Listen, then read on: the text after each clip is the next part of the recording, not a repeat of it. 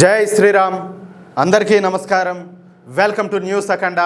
నేను మీ కస్తూరి శ్రీధర్. మిత్రులారా, పశ్చిమ బెంగాల్ రాజకీయాల్లో ఇప్పుడు ఒక ఊహించని పరిణామం చోటు చేసుకుంటుంది. ఎప్పుడు చూడని విధంగా మసీదుల పైన ఉన్నటువంటి లౌడ్ స్పీకర్లను మౌలానాలే స్వయంగా తమ చేతులతో కిందకు దింపుతున్న దృశ్యాలు ఇప్పుడు సోషల్ మీడియాలో వైరల్ అవుతున్నాయి. దశాబ్దాలుగా మతం పేరిట అలాగే ప్రార్థనల పేరిట సాగుతున్నటువంటి శబ్ద కాలుష్యానికి అడ్డుకట్ట వేస్తూ పశ్చిమ బెంగాల్ బీజేపీ ప్రభుత్వం తీసుకుంటున్నటువంటి కఠిన నిర్ణయాలు రాష్ట్ర వ్యాప్తంగా తీవ్ర చర్చనీయాంశం అవుతున్నాయి. మసీదు అయినా, చర్చ్ అయినా, దేవాలయం అయినా నిబంధనలు దాటితే చర్యలు తప్పవని ప్రభుత్వం అయితే స్పష్టం చేస్తుంది. ఇంతకీ బెంగాల్లో ఒక్కసారిగా ఇంతటి మార్పు అనేది ఏ విధంగా వచ్చింది? మౌలానాలు స్వయంగా మైకులను ఎందుకు తొలగిస్తున్నారు? అసలు కథ ఏంటో ఇప్పుడు ఒకసారి చూద్దాం. పశ్చిమ బెంగాల్ ప్రభుత్వం శబ్ద కాలుష్యాన్ని నివారించేందుకు అన్ని మతపరమైనటువంటి ప్రార్థనా స్థలాల నుంచి నిబంధనలకు విరుద్ధంగా ఉన్నటువంటి లౌడ్ స్పీకర్లను తొలగించేటటువంటి ఒక భారీ కార్యక్రమాన్ని చేపట్టింది. అందులో భాగంగానే ముందుగా మసీదుల పైన ఉన్న మైకులను తొలగిస్తున్నారు. పశ్చిమ బెంగాల్ శబ్ద కాలుష్య నియంత్రణ నిబంధనల ప్రకారం నివాస ప్రాంతాలలో పగటిపూట 55 డెసిబుల్స్, అలాగే రాత్రి వేళ 45 డెసిబుల్స్ పరిమితి మాత్రమే ఉండాలని, అలాగే ఉదయం 6 నుంచి రాత్రి 10 వరకు మైకులు వాడాలంటే పోలీసు అనుమతి తప్పనిసరి అని చెప్పేసి ఆదేశాలు జారీ అయినాయి. పోలీసులు క్షేత్రస్థాయిలోకి దిగి మసీదులు అలాగే ఆలయ కమిటీలతో వరుసగా సమావేశాలు నిర్వహించి శబ్దాన్ని అదుపులో ఉంచుకోవాలని చెప్పేసి స్పష్టం చేశారు.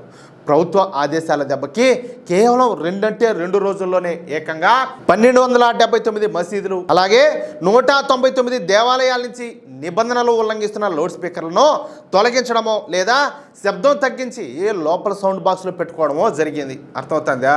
చట్టం ముందు అందరూ సమానులే అని చెప్పేసి నిరూపిస్తూ పూజా స్థలాల యాజమాన్యాలన్నీ కూడా ఈ నియమాలను పాటించే విధంగా చర్యలన్నీ కూడా చేపట్టారు. అయితే ఈ చర్యలపైన కొన్ని ముస్లిం సంఘాలు అలాగే కొంతమంది మౌలానాలు తీవ్రమైన అభ్యంతరం వ్యక్తం చేస్తారు. తమకే అన్యాయం జరుగుతుందంటూ నిరసన వ్యక్తం చేస్తారు. ఏం అన్యాయం జరుగుతుంది మీకు?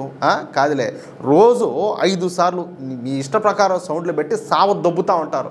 కాదు, మీ వల్ల అందరికీ అన్యాయం జరుగుతుంది, మీకేం అన్యాయం జరుగుతుంది అంటాలే. కాదు, తమాషా చేసినా కూడా ఇండియన్ సెక్యులర్ ఫ్రంట్ ఎమ్మెల్యే అయినటువంటి నౌషాద్ సిద్దికీ మాత్రం ఇది రాజ్యాంగం ఇచ్చేటువంటి హక్కులను ఉల్లంఘించడమేనని చెప్పేసి ఆరోపిస్తున్నారు. ఏంది? ఇష్ట ప్రకారం సౌండ్ పెట్టి జనాలందరినీ సావదప్పని చెప్పేసి రాజ్యాంగంలో రాసి ఉండదా అంటాలే. ఈ విషయం పైన సిద్దికి పశ్చిమ బెంగాల్ డీజీపీ అయినటువంటి ఎస్ఎన్ గుప్తాకు లేఖ రాస్తా శబ్ద కాలుష్యం పైన ఫిర్యాదు ఉంటే ముందుగా నోటీస్ ఇవ్వాలా, ఆ తర్వాత విచారణ జరిపి చర్యలు తీసుకోవాలి, కానీ ఎలాంటి రాతపూర్వక ఆదేశాలు లేకుండా కేవలం మాటలతో బలవంతంగా మైకులు తొలగించడం సరికాదని చెప్పేసి వాదించాడు. అవసరమైతే ఈ వ్యవహారం పైన కలకత్తా హైకోర్టును కూడా ఆశ్రయిస్తామని చెప్పేసి హెచ్చరికలు జారీ చేశాడు. హెచ్చరించడం చూసారా? ఇక్కడ మనం మాట్లాడుకోవాల్సినటువంటి ముఖ్యమైన ఒక విషయం ఉండాలి. అదేంటి అంటే, ఈయన ఇప్పుడు ఏదో శుద్ధపూస మారి మాట్లాడుతాడు కదా, సాంప్రదాయాన్ని శుద్ధపూసనే అన్నట్ట. ఈ నౌషాద్ సిద్దికి గతంలో కోవిడ్-19 మహమ్మారి సమయంలో అత్యంత వివాదాస్పద వ్యాఖ్యలు చేసినటువంటి మౌలానా అబ్బాస్ సిద్దికి స్థాపించినటువంటి ఇండియన్ సెక్యులర్ ఫ్రంట్ పార్టీకి చెందినటువంటి ఎమ్మెల్యేనే. గతంలో ఆయన ఏం మాట్లాడాడు తెలిసిన? ఎవరి అబ్బాస్ సిద్దికి ఆయన గారు ఒక సభలో మాట్లాడతా భారతదేశంలో ఒకేసారి 50 కోట్ల మంది ప్రాణాలు తీసేంత శక్తివంతమైన వైరస్ను పంపాలని చెప్పేసి నేను అల్లాను వేడుకుంటున్నానంటూ ఆయన గారు చేసిన వ్యాఖ్యలకు సంబంధించిన వీడియో అప్పట్లో దేశవ్యాప్తంగా పెనుదుమారం అయితే రేపింది. ఇప్పుడు దేశంలో 50 కోట్ల మంది జనాభా అంటావా, ఒక హిందువులు తప్పితే ఇంకెవరు కూడా లేరు.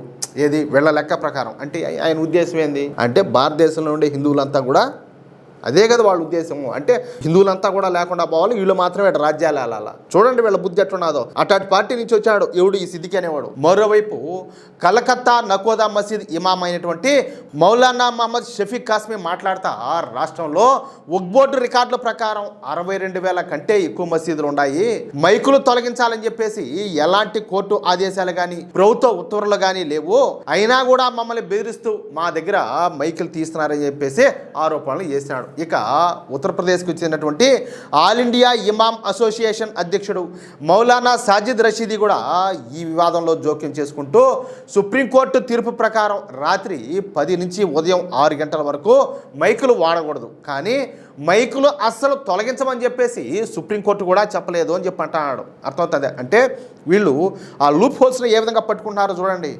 పోలీసులు చట్టానికి విరుద్ధంగా వ్యవహరిస్తారు, ప్రభుత్వాలకు కూడా కొన్ని పరిమితులు అనేటివి ఉంటాయంటూ తీవ్ర వ్యాఖ్యలే చేశాడు. అసలు ఈ మౌలానా సాజిద్ రషీద్కి ఈ బంగాల్కు అసలు ఎంత మాత్రం కూడా సంబంధమే లేదు. ఎందుకంటే అతను వచ్చేసి యూపీ వాడు, ఏం పశ్చిమ బెంగాల్ వాడు కాదు కదా. కానీ ఏంటంటే ఈయన కలగ చేసుకున్నాడు. ఎందుకంటే మా వాళ్ళు మా మతం అది లెక్కాడ. అయితే ఈ ఆరోపణలను ప్రభుత్వం తీవ్రంగా ఖండించింది. పట్టణాభివృద్ధి శాఖ మంత్రి అగ్నిమిత్ర పాల్ స్పందిస్తూ ఈ నిబంధనలు కేవలం మసీదులకే కాదు, దేవాలయాలతో సహా అన్ని మతపరమైన స్థలాలకు కూడా వర్తిస్తాయి. చట్టాన్ని ఉల్లంఘిస్తే ఎవరిని కూడా వదిలిపెట్టేది లేదని చెప్పేసి ఆవిడైతే స్పష్టం చేసింది.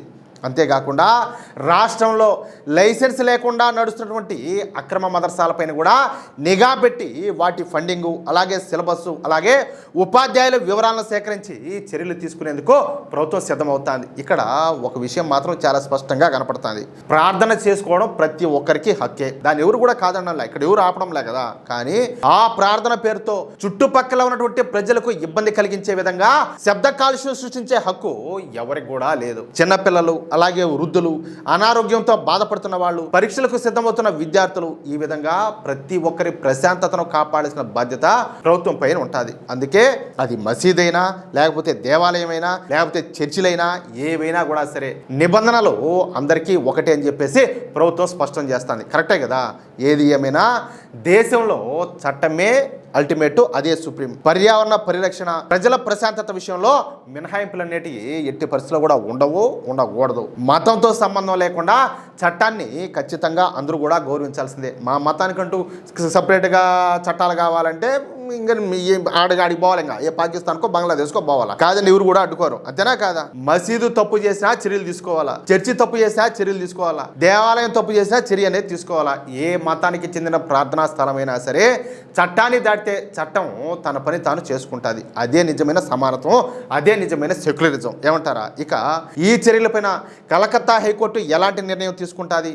మౌలానాలు చేస్తున్న అభ్యంతరాలకు ప్రభుత్వం ఏ విధంగా సమాధానం ఇస్తుంది?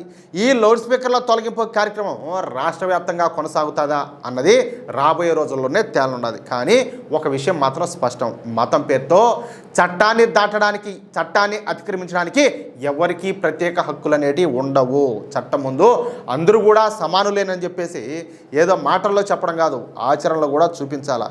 వీళ్ళు ఏంటంటే వీళ్ళ విషయాలు ఏదైనా నొప్పి తగిలితే మేము ఇండియన్స్ అని చెప్పేసి అప్పుడు గుర్తొస్తుంది వీళ్ళకు ఇండియా అనేది. మామూలుగా అయితే గుర్తురాదు, అప్పుడు గుర్తొస్తుంది వీళ్ళకి సెక్యులరిజం అనేది. ఇలాంటి విషయాలు సెక్యులరిజం గుర్తురాదు. వీళ్ళకి ఒక న్యాయం, మిగతా మతాలకు వాళ్ళకి ఒక న్యాయమా? ఇప్పుడు పశ్చిమ బెంగాల్లో జరుగుతున్న పరిణామాలు అదే సందేశాన్ని దేశానికి అంతటికి కూడా ఇస్తున్నాయి. అది అసలు విషయం. అయితే ఈ న్యూస్ కనుక మీకు నచ్చినట్లయితే లైక్ చేయండి, అందరికీ షేర్ చేయండి. అలాగే ఈ వీడియో పైన మీ అభిప్రాయం ఏంటో ఖచ్చితంగా కామెంట్ చేయండి. అలాగే ఇంతవరకు మీరు కనుక మన ఛానల్ని సబ్స్క్రైబ్ చేసుకున్నట్లయితే ప్రతి ఒక్కరు కూడా మన ఛానల్ని సబ్స్క్రైబ్ చేసుకోండి, సపోర్ట్ చేయండి ప్లీజ్. జై శ్రీరామ్, జై హింద్, భారత్ మాతాకి జై.